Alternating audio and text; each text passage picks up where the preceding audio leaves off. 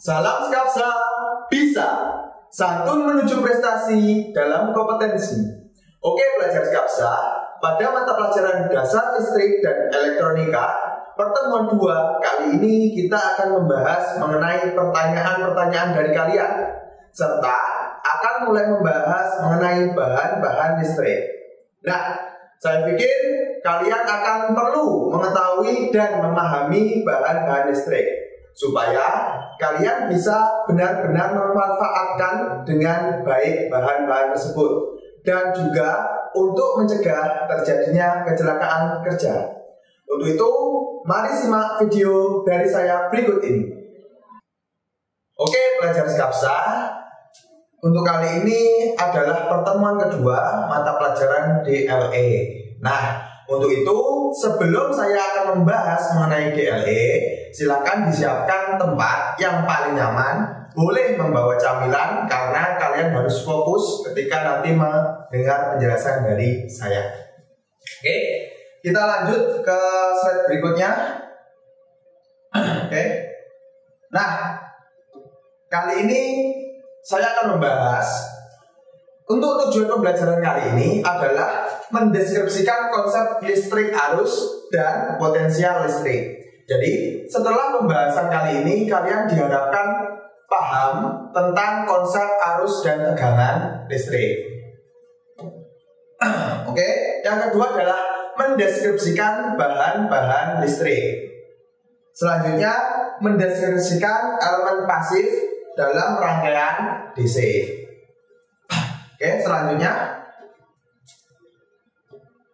Oke.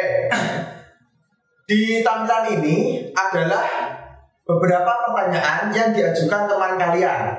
Jadi, kemarin saya telah menjelaskan mengenai atom. Namun karena ada beberapa pertanyaan akan kita bahas satu persatu. Nah, untuk kalian yang belum bertanya, silahkan bertanya. Di sini tujuan kita belajar adalah supaya paham. Oke? Kita lanjut. Oke, kita mulai dari pertanyaan tentang susunan atom. Nah, kembali lagi, saya akan mulai membahas mengenai struktur atom. Di sini kalian bisa memahami, ya, atom itu di tengahnya terdapat sebuah muatan positif dan muatan netral. Sebelum itu kita memahami ketika dengan mata telanjang kalian tidak bisa melihat atom. Bahkan menggunakan mikroskop pun kalian juga tidak bisa melihat atom. Nah, untuk melihat atom harus menggunakan alat tertentu. Jadi jangan dibayangkan kalian bisa melihat atom secara jelas ketika tidak menggunakan alat apapun. Dijelaskan bahwasanya atom adalah struktur terkecil dari suatu benda. Maka di sini setiap benda pasti memiliki atom. Karena atom adalah struktur terkecilnya. Ya.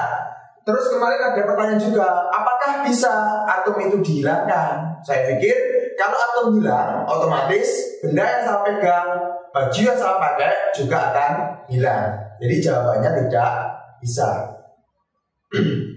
Kemudian di sini balik lagi ada yang bermuatan positif, ada yang bermuatan negatif.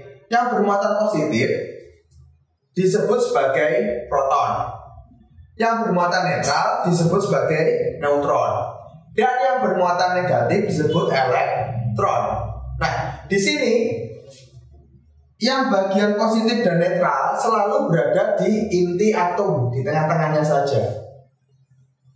Yang bermuatan negatif akan mengelilingi inti atom. Nah, di sini kalau kalian lihat ada lapisan pertama, ada lapisan kedua.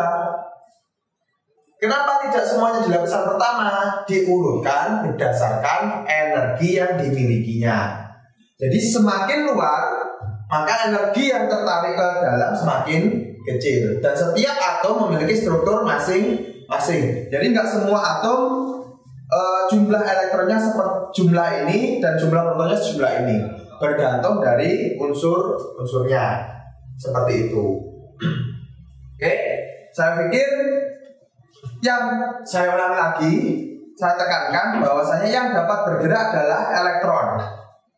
Jadi yang menghasilkan listrik nanti adalah perpindahan energi elektronnya. Itu perlu digarisbawahi. Yang dapat bergerak adalah elektron. Oke. Nah, saya pikir itu mengenai struktur atom. Selanjutnya, sifat-sifat atom. Ini sudah saya jelaskan di kemarin, bahwasanya ketika ada atom bernilai positif didekatkan dengan atom bernilai positif, maka dia akan saling tolak menolak.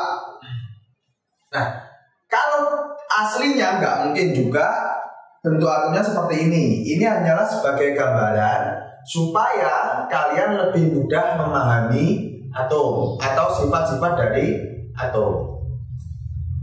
Kemudian sifat yang kedua adalah ketika negatif didekatkan dengan negatif, maka juga akan tolak menolak.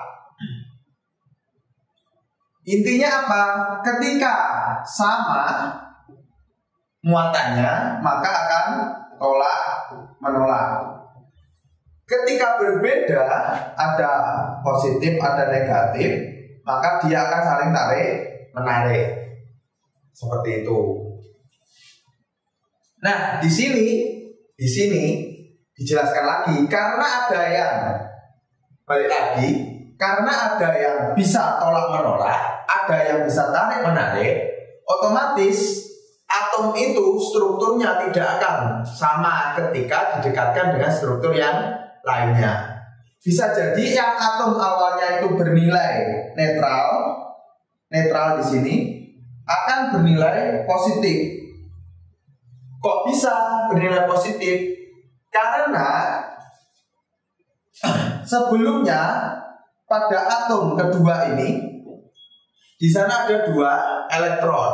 Nah, salah satu elektronnya sudah ditarik, jadi salah satu elektronnya dibawa keluar oleh struktur atom lain atau dipaksa keluar oleh perubahan lingkungan, suhu misalnya. Seperti itu. Nah, dari netral bisa juga jadi atom negatif. Nah, maksud atom negatif apa? Berarti ada satu elektron yang masuk ke dalam struktur atom tersebut, sehingga jumlah elektron sama dengan 2, jumlah protonnya sama dengan 1. Nah, di sini maka dijelaskan bahwasanya atom tersebut bermuatan negatif. Nah, itu adalah karakteristik dari atom. Nah, ini salah satu, ada pertanyaan, saya lupa dari siapa, mohon maaf ya. Jadi pertanyaannya kiranya adalah seperti ini, apakah yang dimaksud Hall itu? Nah, kemarin saya sudah menjelaskan, tapi karena belum saya beri contoh, mungkin ada beberapa dari kalian yang belum paham. Nah, di sini bentuk seperti ini adalah memudahkan kita untuk belajar, ya. Jadi di sini yang kita lihat adalah ini. Sebenarnya Si mempunyai elektron valensi. Apa elektron valensi itu? Elektron valensi adalah elektron terluar pada suatu kulit atom. Nah, jadi di sini Si atau silikon yang notabene mempunyai nomor atom 14. Jadi kalau kulit atom ada 2, setelah itu 8 dan seterusnya. Dia mempunyai elektron valensi 4. 1, 2, 3, 4. Jadi dia genap atau disebut sebagai atom netral. Ya. Karena bisa bergandengan dengan silikon yang lainnya. Ketika kita tambahkan struktur atom yang lain yang notabene adalah elektron valensinya cuma 3 dari 3 ini, maka apa yang terjadi? Oke, kita lihat di sini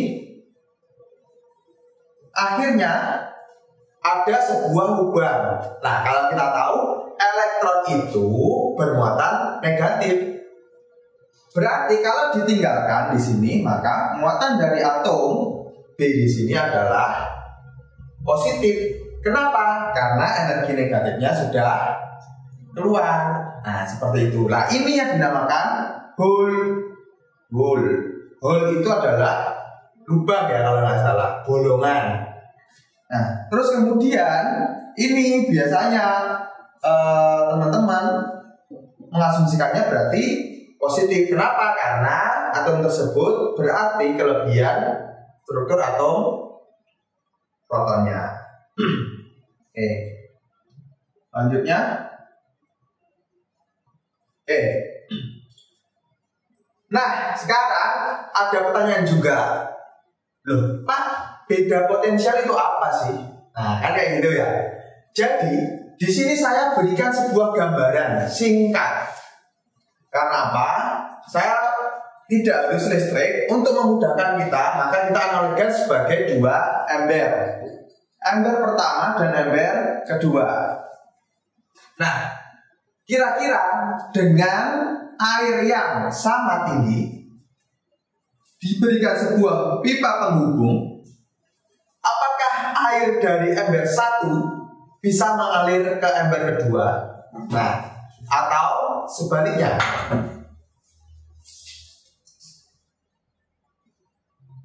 Terus kemudian pertanyaannya hanya untuk dijawab dalam hati, tidak perlu ditulis ya. Apakah bisa dibuat bergerak? Kalau bisa, bagaimana caranya? Nah, di sini kita akan mencoba membahas untuk selanjutnya. Nah, di sini caranya sangat sederhana, ya kan? Kita tinggal meninggikan salah satu ember. Kalau dicontoh adalah ember kedua. Loh, kenapa kok air? Mohon maaf, kenapa kok air bisa mengalir? Karena ada perbedaan tinggi. Nah, gravitasi ke bawah, otomatis ada tekanan dari atas ke bawah. Seperti itu. Loh Pak, pompa air dari bawah tanah bisa naik ke atas. Karena apa? Karena dibantu tekanan oleh pompa air. Dari dalam tanah disedot ke atas. Perbedaan tekanan. Nah, karena di sini tidak menggunakan apa-apa, maka terjadi perbedaan tekanan dari atas ke bawah. Nah, perbedaan tekanan atau tenaga itulah yang dimaksud sebagai beda potensial. Ya, jadi meskipun di sini sama-sama ada air, tapi tidak bisa mengalir. Ya, tidak bisa mengalir. Kenapa? Karena kondisinya sama. Tapi ketika air dinaikkan, mohon maaf, ember dinaikkan, maka terjadi perbedaan potensial. Seberapa? Ini nanti tetap akan berusaha untuk lurus. Dari saya yang nggak lurus, sebenarnya ini lurus, ya. Jadi seperti itu. Ketika nanti sebaliknya juga akan mengalir sebaliknya. Jadi ada perbedaan tekanan atau energi dari sini menuju ke sini. Maka terjadi aliran air. Nah, itu yang dimaksud sebagai tegangan. Oke, selanjutnya. Nah, di sini sekarang ini bukan pertanyaan. Saya akan mulai mengajak kalian berpikir, ya. Apakah yang dimaksud tegangan? Karena tadi beda potensial itu bisa diartikan di berbagai bidang. Saya mengajak kalian untuk masuk menuju ke bidang listrik. Nah, tegangan di sini diartikan sebagai beda potensial. Karena kita ngomongnya tegangan, berarti yang dimaksud adalah beda potensial tentang listrik. Seperti itu. Ya. Jadi tegangan adalah beda potensial. Berarti perbedaan antara satu titik A menuju ke titik B atau sebaliknya. Loh Pak, berarti yang benar titik A atau titik B? Titik A ke B atau titik B ke A? Nah, di situ kita bahas kedua ini. Karena dalam transaksi listrik ada dua tegangan. Tegangan naik dan tegangan turun. Maksudnya apa? Maksudnya adalah ketika disebutkan atau kita melihat dari tegangan turun, maka yang kita lihat adalah tegangan yang rendah menuju ke tegangan yang tinggi. Ya, terus kemudian biasanya ditandai dengan nilainya adalah positif. Kalau tegangan naik, maka kita melihatnya dari tegangan yang atau beda yang energinya lebih tinggi menuju energinya ke lebih rendah. Biasanya bernilai negatif. Masih bingung? Silakan. Oke, lihat seperti ini. Di sini kita ibaratkan A mempunyai nilai dorong, yang B mendapat diam di tempat. Maka anggap saja di sini nilainya 5, di sini 0. Karena perbedaan, kalau di matematika akan itu bisa disebut sebagai selisih. Selisih itu biasanya ditandai dengan tanda minus, ya. Jadi contohnya tegangan turun dari tinggi ke rendah, berarti tegangan disimbolkan sebagai V. Ingat-ingat simbol dari tegangan V. Oke. Nah, V dari sini kita bilang tegangan dari tinggi ke rendah. 5 sama 0 besar mana? Tentunya besar 5. Berarti di sini adalah yang kita sebut V A ke B. Dari tulisan ini diartikan V tegangan A menuju B, seperti itu. Berapa tegangannya? Yaitu 5 dikurangi 0. Berapa? 5 volt. Volt itu apa? Satuan dari tegangan.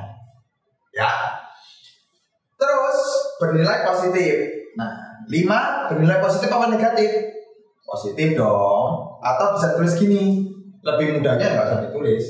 Ya. Sekarang kita ngomongin tegangan naik dari rendah menuju tinggi. Oke, dari rendah menuju tinggi berarti tegangan adalah V rendah 0 sama 5 besar mana? Besar 5, berarti rendah yang 0. Maka BA. Seperti ini kan? VBA dibaca kalau kita istilahkan tegangan dari titik B menuju ke titik A. Kayak gini, ya. Jadi tulisan ini kalau diistilahkan bahasa Indonesia tegangan dari titik B menuju titik A. Nah, selanjutnya berapa? Berarti 0, ya kan? B nilainya adalah 0. Dikurangi. Kenapa dikurangi? Karena beda potensial adalah selisih. Kalau dimatematikkan berarti dikurangi 5. Loh, dari mana 5? Oke, fokus. 5 dari nilai dari A, energinya A. Berapa nilainya? 0 dikurangi 5 apa bisa? Bisa dong. Nilainya adalah min 5. Loh, ini min 5 ya. Oke, ayo ulangi. Nah, seperti ini. Satuannya apa? Volt. Jangan lupa, tegangan satuannya adalah volt. Berarti bernilai negatif. Kenapa negatif? Min bos. Ini ya, maka bernilai negatif. Nah, itu ciri-cirinya. Berarti boleh kita lihat tegangannya berapa. Tapi umumnya manusia Indonesia, ya kita sebut orang-orang Indonesia atau instalatir. Instalatir itu orang yang melakukan instalasi ya. Biasanya melihat ke tegangan turun sehingga tidak bernilai negatif. Seperti itu ya. Itu tegangan atau cara membaca tegangan. Oke, lanjut. Oke. Tadi jangan lupa tujuan pembelajarannya adalah konsep tegangan sudah. Sekarang konsep arus. Oke. Kalau kalian lelah, bisa di-pause dulu videonya ya. Istirahat sebentar. Setelah itu silahkan simak lagi. Nah, di sini kenapa saya suruh istirahat? Karena kalian butuh fokus. Di sini kita perlu berpikir terus-menerus. Oke. Kita lanjutkan lagi untuk arus. Nah, apa yang dimaksud arus? Kan seperti itu. Arus di sini diartikan sebagai perpindahan energinya. Kalau beda potensial adalah beda dua titiknya, nah arus diartikan sebagai perpindahan energinya. Berarti apa? Ini menurut saya sendiri, arus itu terjadi karena ada beda potensial. Ya, meskipun ada energi yang tinggi sama besarnya, kalau tidak ada perbedaan energinya, tidak akan terjadi arus. Bapak, kalau kita langsung memegang sebuah peralatan listrik atau kabel listrik yang berisi arus, kenapa kok setrum? Padahal katanya tadi tidak ada arus. Nah, karena pada diri kalian itu menginjak tanah atau bumi, di sana adalah netral, sehingga terjadi beda potensial yang kalian pegang dengan tubuh kalian, makanya harus mengalir seperti itu. Oh ya, tadi bisa digunakan untuk menjawab pertanyaan saya setelah ini. Balik lagi, yang bergerak, tolong diingat, yang bergerak adalah elektron. Ya, ini harus dicatat. Yang bergerak adalah elektron. Maka arus itu, karena arus didefinisikan sebagai energi yang bergerak pada listrik ya, maka kita bisa melihat ada dua jenis arus listrik. Oke, ada dua jenis ya. Pertama adalah arus listrik biasa. Biasanya terjadi pada plus ke min, positif ke negatif. Ya, kalau di baterai aliran positif terus kemudian menuju ke negatif. Itu namanya arus listrik. Kalau arus elektron atau aliran elektron itu dari negatif ke positif, karena tadi konsepnya yang bergerak adalah elektron, karena proton akan tetap berada di tempatnya. Tapi dalam dunia listrik, karena energinya bergerak terus, maka itu disebut sebagai arus listrik. Sehingga kutub positif pada arus listrik adalah yang sebagai positif dari baterainya. Seperti itu. Jadi tolong bedakan arah arus listrik dengan arah arus elektron. Kenapa harus dibedakan? Karena ketika kita belajar, kita banyak menggunakan arus listrik. Tapi ketika kalian melihat video pembelajaran, utamanya di YouTube, itu kalau orang barat atau orang luar kebanyakan menggunakan aliran elektron. Kita memahami supaya kita tidak bingung ketika kita berusaha mengembangkan ilmu kita dari berbagai sumber. Seperti itu tujuannya. Oke, lanjut. Nah, oke, lanjut. Oke, pertanyaan pertama ya, tolong disimak, dikerjakan di buku, nanti diupload di Google Classroom. Yang pertama adalah yang membuat kita tersengat arus listrik itu adalah tegangan atau arus. Ya, saya ulangi lagi pertanyaannya. Yang membuat kita tersengat arus listrik adalah tegangan atau arus. Oke, itu pertanyaan pertama. Lanjut. Nah, muncul pertanyaan kedua. Di sini apa pertanyaannya? Santai. Kita bahas satu persatu dulu. Di sini saya membahas mengenai konduktor, isolator, dan semikonduktor. Ya, ada 3. Apa ini? Ini adalah termasuk dari bahan listrik. Berarti kita sudah masuk ke tujuan pembelajaran kedua.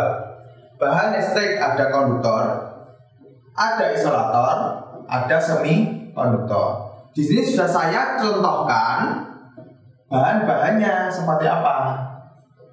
Pertanyaannya apa, Pak? Pertanyaannya adalah carilah pengertian dari bahan-bahan ini. 1, 2, 3. Oke, carilah. Setelah dicari diapakan? Silahkan dipahami dulu dan harus dituliskan dengan bahasa kalian. Ya.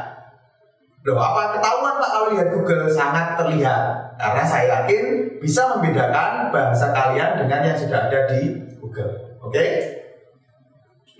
Selanjutnya bahan konduktor. Pengertiannya kalian cari sendiri. Saya akan mencoba menjelaskan pengertian juga sih. Cuma di sini pengertian secara singkat. Ya, kalau kalian cuma menulis arus mengalir, saya yakin nggak akan paham. Ya, untuk itu silakan dengarkan penjelasan dari saya. Tuh, bahan konduktor. Namanya bahan berarti adalah suatu benda. Oke? Bahan adalah suatu benda. Apa benda itu? Ini benda apa bukan? Benda. Ini benda. Ini benda. Dan berbagai hal yang bisa kalian lihat dan sentuh dengan fisik, insya Allah itu namanya benda. Berarti semuanya bisa. Loh, apa iya semua bahan konduktor? Nah kan gitu. Ternyata bukan. Ya. Dari beberapa jawaban kalian kemarin ada yang sudah bisa menjelaskan. Apa semua bisa menghantarkan arus listrik? Jawabannya adalah tidak. Kenapa? Di sini yang bisa menghantarkan arus listrik adalah bahan konduktor. Ya. Jadi bahan konduktor di sini adalah diartikan sebagai bahan yang dapat menghantarkan arus listrik.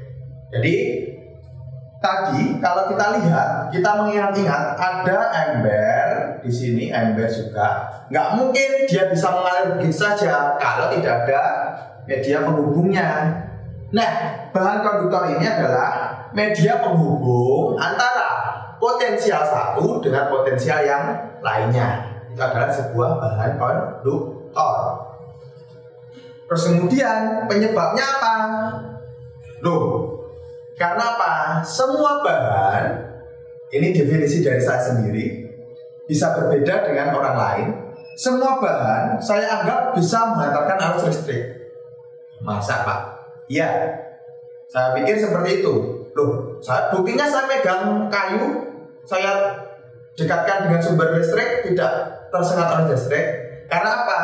Hambatannya besar. Kalau bahan konduktor hambatannya kecil. Nah, ibaratnya ketika kalian berjalan di sana ada lorong, maka kalian bisa berjalan dengan lancar. Tapi kalau depan kalian tembok, sebenarnya bisa kalian berpindah dari sisi tembok ke sisi lainnya, tapi perlu usaha yang sangat besar. Pakai bulldozer misalkan. Nah, kan gitu. Tapi kan bisa berpindahnya. Kan gitu. Cuman hambatannya terlalu besar. Untuk itu arus, kalau kalian masih malas mau lewat tembok saja harus bawa bulldozer, nggak mungkin kan? Nah, kalian lebih memilih jalan yang lainnya meskipun harus berbelok atau malah lebih baik berhenti. Nah, itu yang terjadi sama arus, ya. Jadi kenapa bisa mengalir? Karena hambatannya kecil, hambatan dari bendanya, ya. Hambatan itu apa? Hambatan ya hambatan rintangan, nah kayak gitu. Oke, selanjutnya. Nah, ini saya kasih bocoran, ya. Bocoran mengenai karakteristik dari bahan konduktor. Satu, ukurannya, kalau ukuran dari bahan konduktor kecil, maka itu akan sangat jelek. Bayangkan badan kalian segini, jalannya segini, bisa lewat nggak? Bisa, gitu, ya kan? Tapi nyaman apa enggak? Pasti tidak akan bisa secepat ketika kalian berjalan lurus, gitu kan? Sama juga arus listrik juga seperti itu. Semakin panjang, semakin jelek. Kenapa? Karena tadi arus listrik bergerak karena adanya perbedaan energi. Lah, buat bergerak butuh energi. Saya juga bergerak dari sini ke sini, gampang saja. Karena dekat. Coba saya bergerak dari sini menuju rumah saya yang notabene 24 km. Saya pasti akan berhenti dan memakan waktu yang cukup lama. Maksudnya apa? Contoh paling mudah, ini saya kasih tips. Kalau beli cas HP, beli yang kabelnya besar, ya, yang ukurannya pendek. Kenapa? Karena bahan konduktornya berarti bagus. Kalau semakin panjang 2 meter dan kecil, otomatis arus yang mengalir tadi semakin lama atau akan habis energinya di tengah jalan. Itu tips dari saya. Oke, lanjut. Oke, untuk pertanyaan ketiga, jangan lupa diperhatikan khusus absen ganjil ya. Khusus absen ganjil silahkan di sekitarmu ya. Jadi di lingkungan sekitarmu nggak usah main-main jauh-jauh, di sekitarmu saja. Berikanlah contoh bahan-bahan yang termasuk dalam bahan konduktor ya. Setelah kalian menyebutkan, silakan dijelaskan secara singkat menggunakan bahasa kalian sendiri. Buktinya apa kalau bahan itu adalah bahan konduktor? Oke, saya tunggu jawabannya ya. Oke, di sini ya, di sini kita akan memulai membahas bahan isolator. Tadi ada bahan konduktor, sekarang adalah bahan isolator. Nah, di sini karena tadi memberitahu kalian bahwasanya setiap bahan itu bisa mengalirkan arus. Nah, di sini isolator ya, isolator saya artikan bukan sebagai bahan yang tidak bisa mengalirkan arus, tetapi bahan yang bisa menghambat arus listrik mengalir. Tidak bisa dan menghambat itu beda cerita. Oke? Menghambat bisa jadi suatu saat nanti bisa. Tapi kalau sudah tidak bisa, maka sampai kapanpun tidak akan pernah terjadi. Oke? Ya. Di sini artinya adalah bahan benda yang mempunyai hambatan tinggi sehingga arus sulit untuk mengalir. Oke? Ya, saya ulangi. Suatu bahan atau benda yang sulit untuk mengalirkan arus listrik. Kenapa? Seperti penjelasan saya, di sini dia mempunyai hambatan yang besar. Dia itu maksud saya adalah bahan, ya, bahan isolator. Hambatannya besar, berarti misalkan depan kalian ada tembok, kalian bisa melewati tembok itu. Bisa dengan belok, ya. Belok berarti kalian tidak melewati tembok itu benar-benar melewati. Atau bisa dengan bulldozer. Ya. Nah, di sini kenapa saya bilang di sini adalah sulit?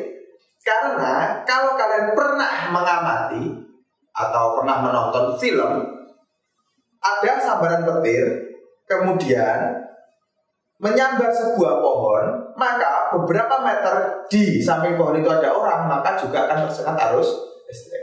Padahal kita tahu bahwasanya pohon juga termasuk bahan isolator. Oke, seperti itu. Maka dengan energi yang lebih besar dari batasan hambatannya, dia bisa berjalan. Oke. Di sini karakteristiknya, jadi kalau kita ngomongin bahan isolator, apa berguna Pak? Bahannya tidak bisa menghantarkan arus listrik di kegiatan kelistrikan, sangat berguna, ya kan? Kalau tidak berguna, maka apa yang terjadi ketika kalian mencolokkan sebuah steker ke stop kontak? Nah, berarti tangan kalian langsung menyentuh bahan konduktor. Maka yang terjadi apa? Karena hambatan kalian juga kecil, arus juga akan mengalir ke tubuh kalian. Yang terjadi adalah kecelakaan kerja. Kan gitu. Oke? Jadi di sini semua bahan, baik itu konduktor maupun isolator, penting untuk kelistrikan. Jadi jangan dianaktirikan bahan isolator ini. Oke? Selanjutnya, pertanyaan ketiga, ya. Tadi absen genap menunggu-nunggu, sekarang saya kasih pertanyaan. Ya, absen genap. Di sekitarmu, ya, di sekitarmu, berikanlah contoh bahan-bahan yang termasuk bahan isolator. Oke? Bahan isolator. Jelaskan apa alasannya kok disebut sebagai isolator. Buktinya apa? Nah, singkat saja menggunakan bahasamu sendiri. Oke?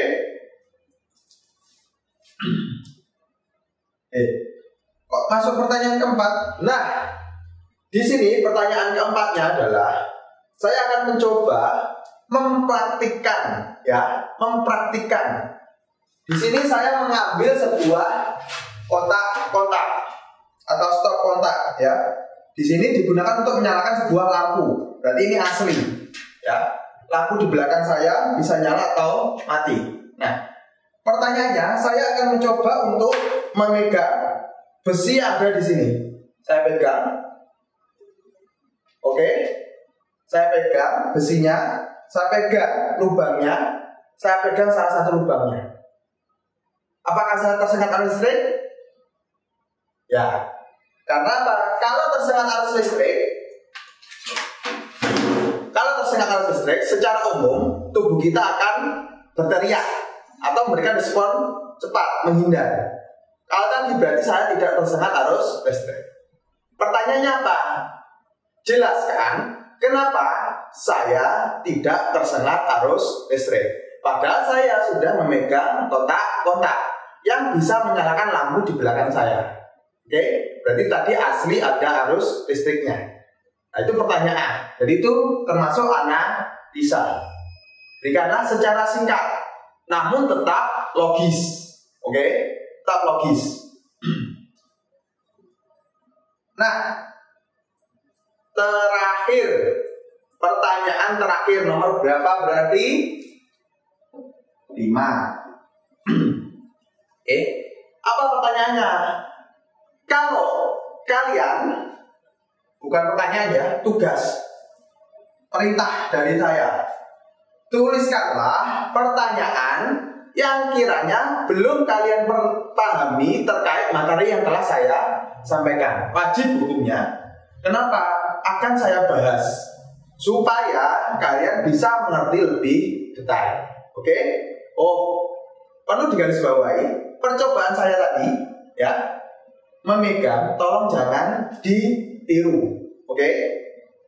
Kalau belum paham, tolong jangan ditiru. Bukan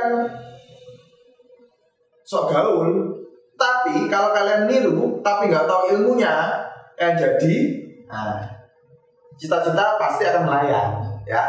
Harus tahu ilmunya dulu baru sombong. Oke? Kalau sudah tahu ilmunya, ya dikit-dikit nggak apa-apa sombong. Kalau nggak tahu sombong, bunuh diri namanya. Oke, saya ucapkan terima kasih karena kalian sudah belajar, sudah menyimak saya. Ya, saya juga memohon maaf kepada instalator yang berada di luar, guru listrik yang berada di luar. Kalau saya melakukan percobaan tadi, bukan bermaksud saya menjadi orang bodoh, tapi saya ingin pelajar Skapsa memahami mana yang berbahaya dan mana yang bisa dilakukan ketika melakukan instalasi listrik. Oke, semoga bermanfaat ilmunya. Saya sangat berharap ilmu ini bisa kalian pahami. Untuk apa? Saya tahu kalian masuk ke sini bukan hanya masuk, tapi pasti mempunyai tujuan atau cita-cita. Bisa sangat berharap ilmu yang terserap bisa menjadikan cita-cita kalian terwujud. Tugasnya, kenapa kok dikasih tugas? Pertanyaannya gitu. Enak-enak rebahan di rumah kasih tugas. Tujuan saya adalah mengetahui seberapa besar keterserapan ilmu yang telah saya sampaikan. Untuk itu, saya tadi meminta kalian menuliskan pertanyaan yang belum kalian kuasai sehingga bisa saya bahas lagi. Biar apa? Biar kalian bisa menggapai cita-cita. Oke? Nah, ini usaha tanpa doa itu adalah songong, ya. Berarti harus tetap berdoa. Meskipun di rumah harus tetap berdoa. Semoga bisa barokah. Oke, sekian materi hari ini. Terima kasih sudah menonton. Jangan lupa tidak boleh sungkan untuk bertanya. Baiklah pelajar Skapsa, demikian materi hari ini mengenai bahan-bahan listrik. Untuk tugas, silahkan segera dikumpulkan di Google Classroom. Jangan lupa like dan komen untuk mendukung program ini. Klik subscribe dan tekan tombol lonceng supaya tidak ketinggalan informasi. Dan share jika menurut kalian video ini bermanfaat untuk orang lain. Sampai jumpa di video kita selanjutnya. Salam Skapsa bisa. Sekolah Berbudaya Industri berkarakter wirausaha menjadi idola sekediri raya.